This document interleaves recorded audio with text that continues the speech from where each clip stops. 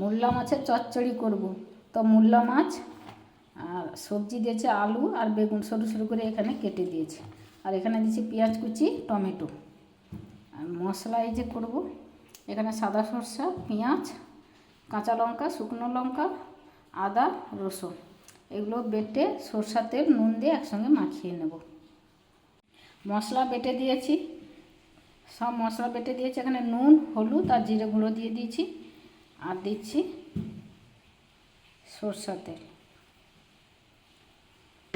এটাকে মাখিয়ে 5 মিনিট মতো রেখে দেবো। সব মশলা দিয়ে আমি এভাবে মেখে নিয়েছি। এরপর এভাবে আমি 5 মিনিট রেখে দেবো।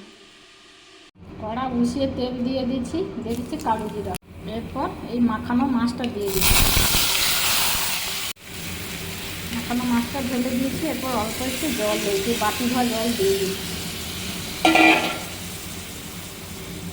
এখন চাপা দিয়ে রেখে দেবো। এইভাবে তরকারিটা আস্তে আস্তে হতে থাকবে।